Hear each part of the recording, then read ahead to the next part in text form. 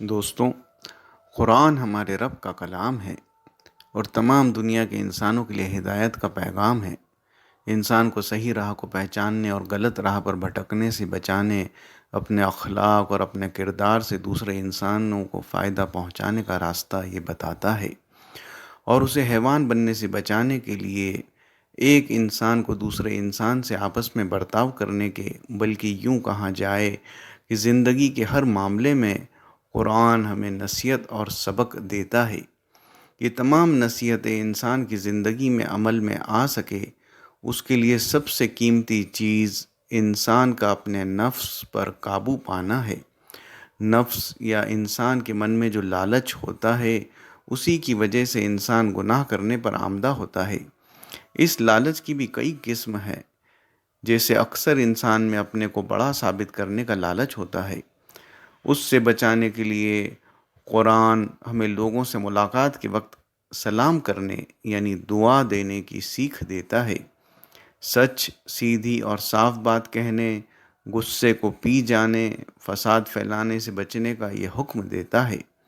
قرآن انسان کو کسی کا برا نام رکھنے، اس کا مذاق اڑانے، کسی پر شک کرنے، اس کے حال کی ٹوہ میں اس کی جاسوسی کرنے، بدگمانی کرنے، اس کی پیٹھ پیچھے برائی کرنے اور خود کو بڑا سمجھ کر اترانے، اپنی اکڑ یا شان کا دکھاوا کرنے سے روکتا ہے۔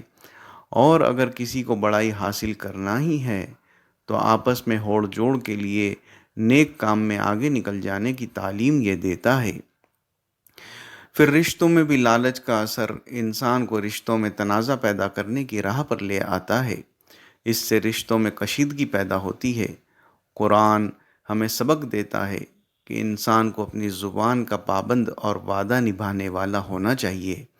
آپس میں یا میاں بیوی کے بیچ اختلاف ہو جائے تو صلح کی کوشش کرنا چاہیے، اور یہ بھی سکھاتا ہے کہ انسان کو انصاف پر قائم رہنا چاہیے، چاہے اس کی وجہ سے اپنے کتنے ہی قریبی شخص کا نقصان ہی ہو۔ وہ انسان کو حکم دیتا ہے کہ نیک کام میں ایک دوسرے کا ساتھ دو اور گناہ یا ظلم کے کام میں مدد نہ کرو۔ پھر زیادہ سے زیادہ مال کمانے کا لالچ بھی ہوتا ہے۔ اسی سے حلال حرام کی کمائی کا فرق ختم ہو جاتا ہے۔ یہاں پھر لالچ پر قابو رکھنے کے لیے قرآن ہمیں سکھاتا ہے کہ رب ہی روزی دینے والا ہے، اس لیے حلال روزی کو حاصل کرنا چاہیے اور حرام سے بچنا چاہیے۔ رشوت کا لین دین نہیں کرنا چاہیے، ناپ تول میں کمی نہیں کرنا چاہیے، ترازو کو سیدھا رکھا جائے، وزن میں ڈنڈی نہ ماری جائے، بیاج کے ذریعے اپنے دوسرے انسانی بھائی پر ظلم اور اس کی مجبوری کا فائدہ لینا حرام ہے، بلکہ قرض حسنہ یا بھلا قرض دے کر مدد دینا اور نیک کاموں میں مال خرچ کرنا چاہیے۔ ساتھ ہی انسان کو مرنے سے پہلے وصیت کرنے اور مرد اور عورت سب کے وراثت کے حق بتاتا ہے۔ انسان کو دنیا میں مال کے ساتھ اولاد میں بیٹے کا لالچ بھی ہوتا ہے۔ یہاں بھی قرآن انسان کو بیٹی کی پیدائش پر غم کرنے، اس کو مارنے یا بھرون ہتیا کرنے سے روکتا ہے۔ پھر جنسی خواہش کی تسکین کا لالچ انسان کو فحش اور برے کاموں پر ابھارتا ہے۔ اس لالچ پر قابو کے لیے قرآن ہمیں سکھاتا ہے کہ مرد عورت کے تعلق میں انسان کا اخلاق یا مورل کیریکٹر ایسا ہو کہ نگاہ کو نیچی رکھا جائے، شرمگاہ کی حفاظت کی جائے، بغیر نکاح کے تعلق، زنا، بے حیائی کے کام چاہے ظاہر ہو یا چھپے ہوئے، ہم جنسی یا ہوموسیکشولیٹی کے قریب بھی نہیں جایا جائے، اور اس کے ساتھ ہی برائی کی جڑ شراب اور جوئے کو قرآن ناپاک اور گندے کام قرار دیتا ہے۔ پھر اپنے مذہب اور فرقے کی برتری کا لالچ، اس پر قرآن ہمیں سبق دیتا ہے کہ رب کے نزدیک کسی فرقے کے لیبل پر نہیں، بلکہ تقوی یا پرہیزگاری کی وجہ سے کامیابی ملتی ہے۔ اس لیے فرقے، مسلک، مذہب یا اختلاف کے معاملے میں جاہلانہ بحث کے بجائے خاموشی کو اپنانا چاہیے۔ خود ساختہ جھوٹے معبودوں کو بھی برا نہیں کہنا چاہیے، بلکہ اپنے رب کے راستے کی طرف حکمت اور اچھی نصیحت سے بلانا چاہیے۔ قرآن ہمیں دنیا کے مال اولاد کے لالچ میں کھو جانے کے بجائے موت کے بعد اصل زندگی کی یاد دلاتا ہے۔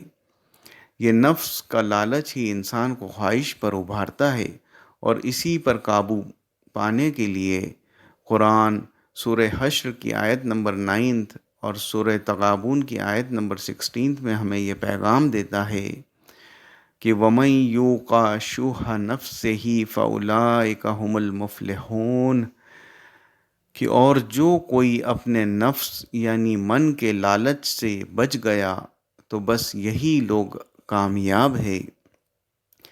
غور کیجئے، قرآن کی یہ آیت کتنا عظیم سبق اور کامیابی کی ضمانت دنیا کے انسانوں کو دے رہی ہے۔ نفس کو ہر طرح کے لالچ کی برائی سے بچانے کی تعلیم کا یہ سنہرے الفاظ میں دیا ہوا سبق ہماری زندگی میں کیا نظر آتے ہیں؟ یاد رکھیے، قرآن اگر تھیوری ہے تو حضرت محمد صلی اللہ علیہ وسلم کی زندگی اس کا عملی نمونہ یعنی پریکٹیکل ہے۔ کاش ہم سیرت کے اخلاقی پہلو کو اپنے کردار کی پہچان بنا لے تو قرآن کا انسانیت کا سبق عام ہو جائے۔ آئیے قرآن سے انسانیت کے سبق کو ہم جانیں، سمجھیں اور اپنے عمل سے اس کا حق ادا کرنے کی کوشش کریں۔ والسلام۔